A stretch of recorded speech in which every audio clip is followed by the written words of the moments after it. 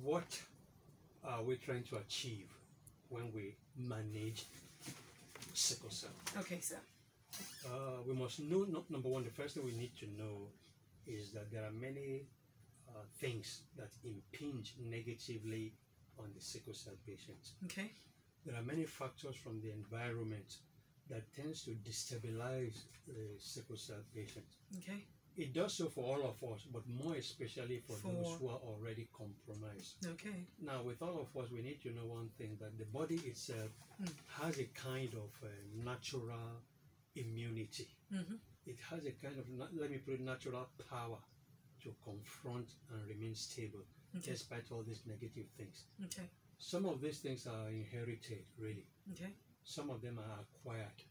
But one thing we know is that with patients with sickle cell disease, the ability to resist all these bad things, as I call them, varies. Some of them have a strong ability to resist. Oh, so it differs between... Yeah, it differs, and that is what we see, that some patients, they look like they don't have any problem throughout the whole years. They probably have a strong ability to resist. And whereas other patients, they are in and out of the hospital, in and out of sickness, every month they are sick, it means that they have a less powerful resistance mechanism inside them. So is there something that the person that has a stronger resistance is doing that the other person isn't doing, or it's just... No, it's just an innate thing. It's just an innate thing. It's just an innate thing. Okay. So today, for instance, what I'm trying to zero in on is to look at the various things that tends to affect the patient negatively. Okay. To see the kind of complications they have as a result of these negative factors, the different complications, and then to know what to do, what not to do. To make sure that the patient is in stable condition. Okay. Before we go on, if you want to call in to ask the doctor any question, you can call the number 0700 923 923 923. Again, 0700 923 923 923. Or you can send your messages to the WhatsApp number, which is 0817 313 6193. So back to you, doctor. Now, one of the major things that tends to affect the sickle cell patient is stress. You know, it does so for all of us, but more for the sickle cell patient. One of the trigger factors that brings crisis is stress. And we know that stress is under two conditions: physical stress, emotional stress. Yes. So under stress, I will say, what should the patient do? What should the patient not do? Apparently, what he should not do is to involve in physical stress. In most of us, even in the hospital, we give letters to the students to give to their teachers in school. This patient, this student is a sickle cell patient. Please don't let him or her do over stress. Involved in any strenuous activity. So that is one, for instance, what they should not do. They should not involve in too much physical stress. Okay. Mental stress is also there. Some of the patients, for instance, students, for instance, when they're just resuming school very soon, maybe January, some of them, they don't read their books in good time. When the exam is just few days, they now want to read everything in just one day. Oh, that kind of person will go into crisis within a short time. Because he wants to read from morning till night. Pack a lot. Pack a lot. Yes. 10 o'clock in the night, the mommy is saying, Tony, what's happening? Everybody has slept. And he said, mommy, I still have a lot of work to do. Within a short time, that kind of person will go into crisis. So we've learned one thing. Avoid physical stress. Stress is a factor, and avoid it. Okay. Number two, another thing that can cause a lot of crisis is if the person, for instance, is having infections here and there. Infections tend to bring crisis. Okay. And there are two major kinds of infections which we are more concerned with when it comes to sickle cell patients. Okay. Malaria is number one. Major, yes. In fact, malaria is the number one killer of most of the sickle cell patients in Africa. Wow. In UK, they don't have malaria, so they don't even treat it for sickle cell patients. Because that's not even on the table. It's not. But in Nigeria, in Africa, wow, the first 5 years in particular, malaria is number one. So what should the patient not do? He should not expose himself to mosquitoes. How do you do that, especially in an environment where you have mosquitoes all over? Well, we can do two things. We can do two things. Number one, we have these mosquito-treated nets. Okay, that you can get. Yeah, and it's given out free of charge. In all our hospitals, we give them out free. But what if it's outside the house, at the workplace? Well, we can't do much about that. Okay. You're correct. Yes. We can't control that, but at least you can try your best not to be in an environment where you can see a lot of mosquitoes are there. Okay. And then in the home also, you can use fleet, maybe once a week, to spray the house. And in the environment, especially places where water stagnates. Anywhere in the environment where you can see that there's a lot of water stagnating, that's an area you put in a lot of the mosquito fleet. All right. If you are just tuning in, we have been speaking to Dr. Tunji Alakija. He's a medical officer working with the Sickle Cell Foundation Nigeria, Idia Araba, Surulere. He finished and graduated at the College of Medicine, University of Lagos in 1977. Proceeded later to the United States for the postgraduate course.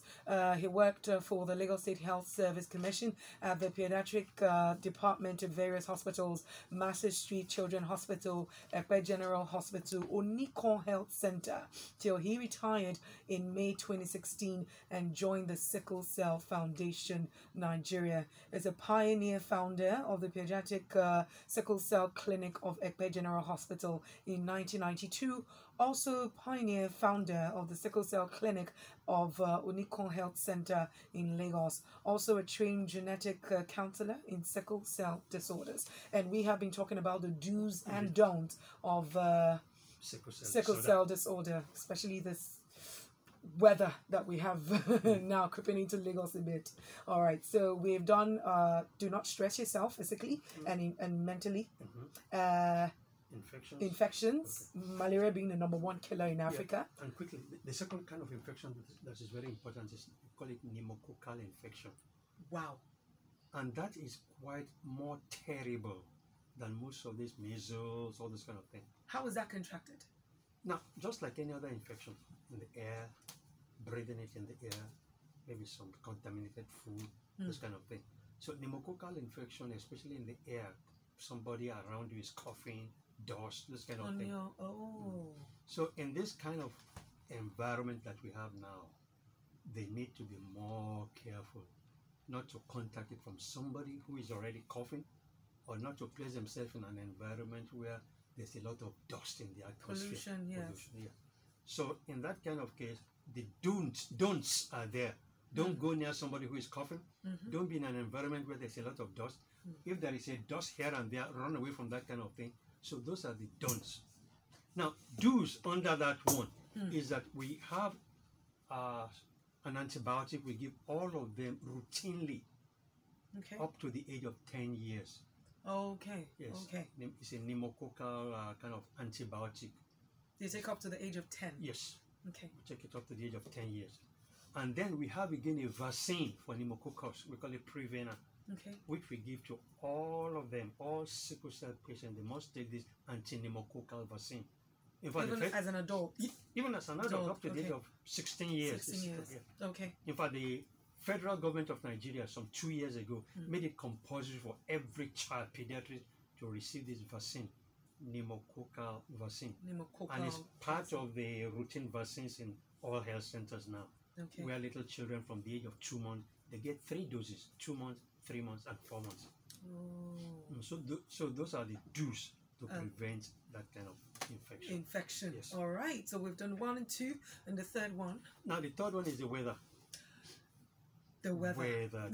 Drastic change of weather. Yes, very important. Can put somebody into crisis. Yes. It's a very, very strong trigger factor, especially cold weather. Like when the weather is very, very cold, a sickle cell patient should be hot, the opposite. And when the weather is hot, the person should be cold. In other words, he should not put on many clothes when it is hot. Yes. And then when it is cold, he should put on many clothes. And so in air-conditioned rooms, for instance, sickle cell patients must know that when they are working in offices, and most of our offices is air conditioned, Yes. they must find a way to lower the AC. Otherwise, they can go into crisis. Wow. So that's a trigger factor too. Okay, for instance, it's Christmas is a few days away, and we have a lot of families traveling abroad for the holiday, where it's already winter in some countries abroad. How will they survive in that kind of weather? In that kind of weather, two things. I think number one is to wear good clothes, heavy clothes as much as possible. When you are in the houses, put on the heater In the house. in the house. But you can't play in the snow. You cannot. Oh, that's a That's a major trigger. It's a major trigger. So in cold weathers and winter, some of the sicklers actually die. Wow. Some of the sicklers die if they are not careful. They die. So that's another thing. What should they do? Put on good clothes. Make sure that the house is warm. All precautions. What should they not do? They should not expose them to cold and that kind of thing. So that's another trigger factor, what to do and what not to do. All right, 3 down. If you want to ask our doctor a question, we have Dr. Tunji Alakija in the studio. The number for you to call is 0700 923 923 923. You can send your messages to the WhatsApp number, which is 0817 313 6193. We're going to go to the fourth do's and don'ts. Okay, another thing that is like a trigger factor to the crisis, so that we can know what to do and what not to do. Is dehydration. If the person is lacking water in his body, and that is why we always tell sickle cell patients, take a lot of water. In my clinic, I always tell the mothers, make sure your child, when he's going to school, give him 2 table waters to take to school, and make sure that he doesn't come back home with the water, because some of these children they won't take it. They are smart. They will still come back home with the water. With the bottle. So we need a lot of water, because you see, I can't go into details now, because if there's not enough water in the body, the red blood cells that are already sickled, they are moving slowly. So you need water too. And when they are moving slowly, they tend to aggregate in one area. They clump together. They are not moving. It's like a gutter where water should be moving, and you're now putting a lot of dirt. The water cannot go. And so what will happen is that they will have pain crisis, thrombotic crisis, we call it, severe pain. And all the other organs beyond where the the cells aggregate, they are not going to get oxygen. Because the cells, red blood cells, they carry oxygen, they contain oxygen, they take oxygen here and there, they take nutrition there. So all the other organs, distal to where they are clumped together, they don't get oxygen. Some of them now die. And that is what happens in what we call the AVN, avascular necrosis of the hip. You find some of these patients limping. Enough blood is not going to the hip, because most of the blood are clumped together because they are not flowing and circulating. And so not enough blood is going to the hip, and the hip is dying, and there's no nutrition, and they have. So water is important. Okay, so if you're going to recommend to an adult or a child, what's the recommended amount of liters per day water? For an adult should take at least 6 ever. The big 2 in the morning, 2 in the afternoon, 2 in the night. Okay. A child of about 7 years should take half that. At least 1, the big one, 1, 3. Okay. And a child of 1 year is usually supposed to take 1/4 of the adult. Okay. So whatever is the adult, a child of 1 year, 2 years should take 1/4 of it. A child of 7 years should take half the adult. Of it. Yes. Okay, fantastic. All right, so we have just few more minutes. Time is already fast spent. I wish we could cover so much, but let's just finish with the final one. Another injury.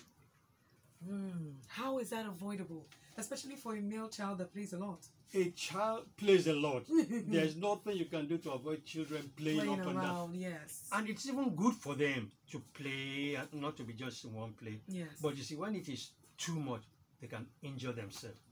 Trauma can cause. And when there is trauma, you find that the body is not going to be working as it should work. And within a short time, the person can go into crisis. So we are saying, don't be involved in injuries, trauma, and if you are involved, let them treat it quickly. Otherwise, sepsis will come in. Otherwise, infection will come in. And that can again bring us to crisis. Wow. Wow. So please, as much as possible, do not get yourself injured, be involved in any accident, or get yourself caught in any way to avoid triggering a crisis. Yes. All right. You can call the number, send your messages. We're almost up and out of here. Just to wrap things up, sir, should we finish with just one more? Okay. Malnutrition. Very important. That's another big crisis trigger. Lack of good food. We find that those who are well fed, they don't go into crisis much. I mean, a child of a parent living in Banana Island is not likely to come Well, we well catered for. But a child of a parent staying in Ajegule, for instance, might not be so. Yes. So they tend to go into. So the important thing, what should they do? Eat good food, balanced diet, protein, carbohydrate, everything. Some people tell me that, are there some don'ts in food? I say, no, in fact, it's the opposite. Eat as much as you can. Eat everything you can eat. Then the child is not likely to have. So parents, try your best to feed your child very, very well. Very well. Good nutrition will make sure that they don't go into Thank crisis. you so much, Dr. Tunji Alakija. It's a pleasure having you in the studio. We'll be back same time next week, by God's grace, from 11:30 to all the way to 12. For those of you who don't know him, he's a medical officer working with the Sickle Cell Foundation Nigeria, Idiaraba, Lagos. Thank you so much again, sir. You're welcome. All right, we have to go on a break, and when we get back, it will be time for the news at 12. Don't go anywhere.